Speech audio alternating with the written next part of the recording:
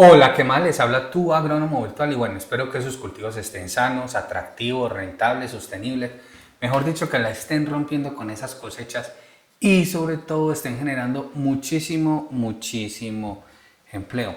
Los extractos vegetales son una herramienta importante para utilizarla. Inclusive en este momento, el que vamos a ver a continuación lo están utilizando mucho en cultivos de flores, en astromelias, rosas, crisantemos, gérberas, en algunos cultivos de calas, en algunos cultivos de orquídeas de exportación.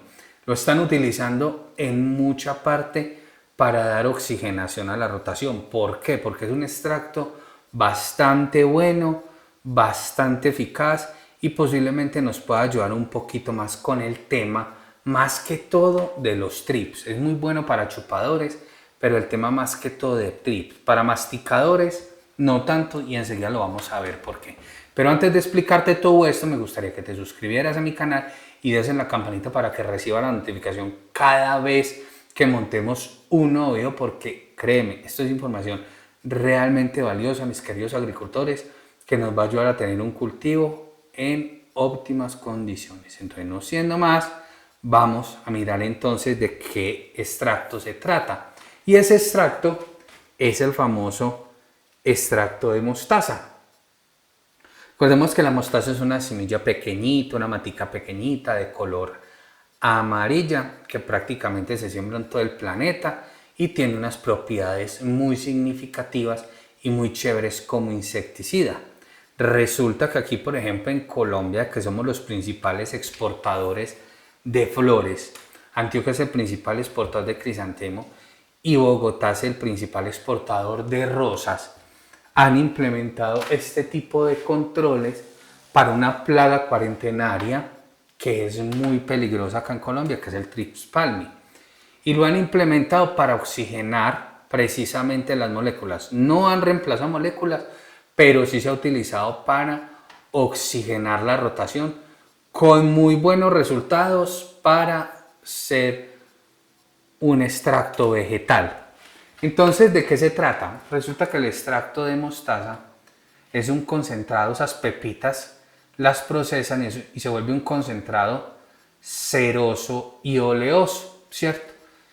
Y ese concentrado ceroso y oleoso por medio de fermentaciones y todo eso se vuelve adherente, penetrante y dispersante, ¿cierto?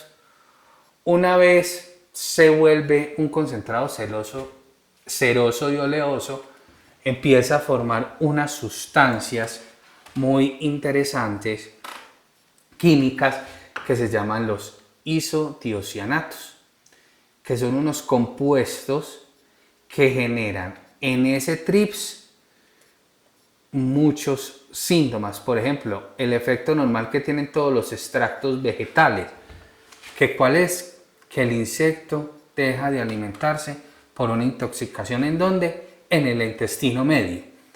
Todos los extractos vegetales van a producir esto. Todos. Un efecto antialimentario por intoxicación, como si fuera un veneno para él parar y dejar de alimentarse. Es algo muy chévere, ¿cierto? Pero ¿qué pasa? Este concentrado también genera otras cosas fuera de estos isotiocianatos. ¿Qué generan los isotiocianatos para que no nos perdamos entonces en el tema?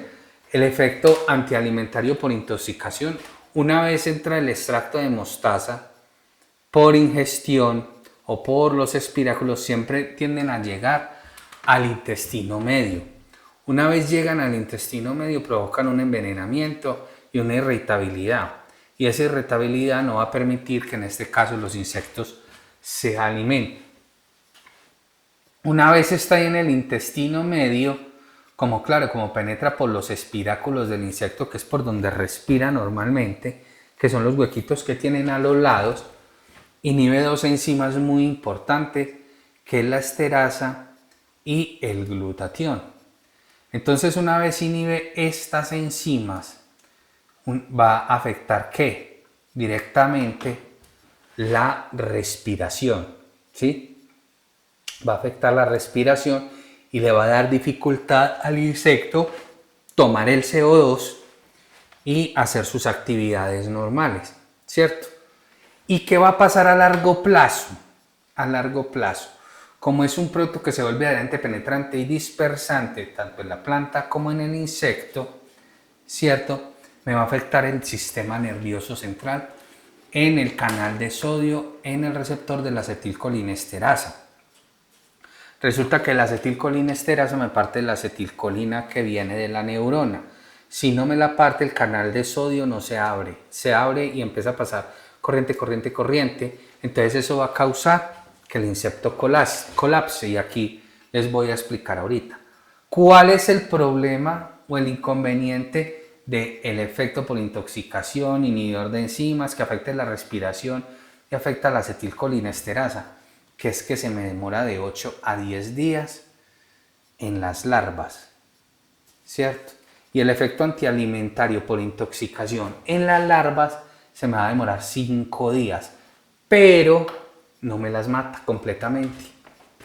Hay larvas, por ejemplo, de cogollero y de polilla guatemalteca, que sobreviven a este efecto de la alimentación por la intoxicación. Y a los 8 y a los 10 días yo creo que ya tenemos progenie, ya tenemos huevos, ya tenemos adulto. Entonces no es tan eficiente como tal acá. Este efecto que tiene el extracto de mostaza provoca esta hiperexcitación, pero va muy relacionada con este efecto del sistema nervioso central, mis queridos agricultores. Va afectado con esta, muy relacionado, ¿cierto? Entonces, y cuando afecta la respiración y la esteracia del glutatión, va a haber un desgaste de energía, porque el insecto va a estar mucho más acelerado, va a estar más acelerado, mucho más acelerado, y va a haber un mayor desgaste de energía, ¿cierto? Y claro, como afecta la respiración, me va a afectar muchísimo los espiráculos, para que lo tengamos presente. Entonces mire todo lo que causa, sino que en gusanos, en larvas, polilla guatemalteca, polilla dorso de diamante, del cogollero, los pasadores de fruto, los pasadores de tallo, los pasadores de la vaina, todos esos gusanos, todas esas larvas, todas esas polillas, hay una eficacia no mayor al 55%. Entonces ahí es donde yo tengo que buscar otro tipo de alternativas u otro tipo de mezclas para el extracto de mostaza, porque esta parte es muy lenta y las polillas pues desafortunadamente van a adquirir resistencia muy fácil. Al contrario de los insectos chupadores, este concentrado oleoso, una vez forma los tiocianatos y forma todos estos síntomas tan espectaculares, el efecto por ejemplo en trips sería de 72 horas. ¿Y qué va a causar? Porque estos concentrados cerosos y oleosos para trips, para áfidos, para parte de mosca blanca y ácaros, se va a convertir en un irritante gasificante abrasivo. Y una vez eso toca al insecto en la planta, una vez el insecto tiene contacto con él, debe tener un contacto, lo debe de tocar, va a provocar ceguera, daño en las articulaciones, y en los adultos va a afectar su desplazamiento por el vuelo y en las articulaciones al caminar. Entonces van a ser insectos que posiblemente no se vayan a desplazar, y al no desplazarse pues tienen un efecto estos aceites de manera permanente. Inclusive la ceguera en los insectos es que ellos no distinguen los colores. Por ejemplo, en el caso de la mosca blanca y el trips, que a la mosca blanca le gusta mucho el color amarillo, se comprobó que no distingue el color, inclusive se ve desorientada. Este efecto sí me parece a las 96 horas con respecto a lo que es irritante cuando empiezan a moverse muchísimo. Entonces, ¿qué nos mostró? Nos mostró una eficacia del 72%, pero para el control de trips. ¿Listo? Con poblaciones no mayores, mis queridos agricultores, al 10% de incidencia. O sea que si yo tengo 100 plantas, de esas 100 plantas el 10%, o sea 10, pueden estar afectadas, y ahí es donde hay un control con el extracto de mostaza. Ya si tengo más plantas afectadas, por ejemplo un 20%, o sea, de cada 100 plantas 20, ya tengo que pensar en mezcla. ¿Por qué? Porque gracias a Dios este extracto de mostaza no es el único extracto que yo conozco que no me cambia la composición cuando lo mezclo con otro tipo de insecticidas como organofosforados o como las bilbectinas. No me va a pasar absolutamente nada. O con algunos otros piretroides, como la landacialotrina y el tiametoxan, por ejemplo. Como la landacialotrina, el tiametoxan es un neonicotinoide y lo puedo mezclar también o con un imidacloprid o con un acetamiprid, o lo puedo mezclar también con un regulador de crecimiento como lo son los piriproxifen y va a hacer un efecto mucho mayor al 72. Yo no lo recomiendo, mis queridos agricultores, para larvas. Me parece a modo personal, como asistente técnico, el 55% de efectividad muy bajito.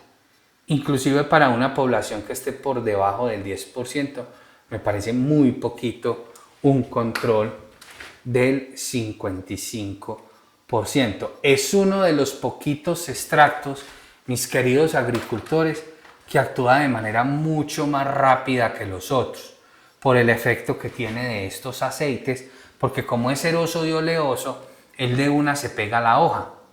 Y él al pegarse a la hoja, pues va a durar mucho más tiempo y va a tener un efecto mayor en los insectos. Si fuera eso, como es penetrante, recordemos por ejemplo uno de los ejemplos, cuando el tríceps está alimentando y le caen este tipo de sustancias aceitosas, ya casi no se puede mover.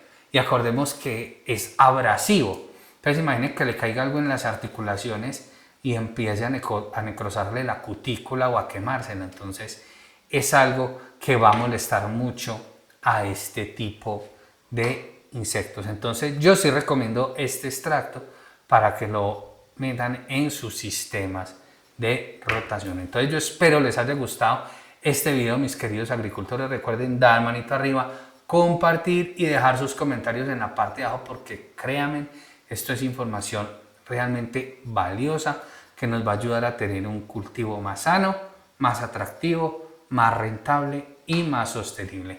Nos vemos en un próximo video. Les mando un fuerte abrazo y que tengan un feliz día. Chao, chao.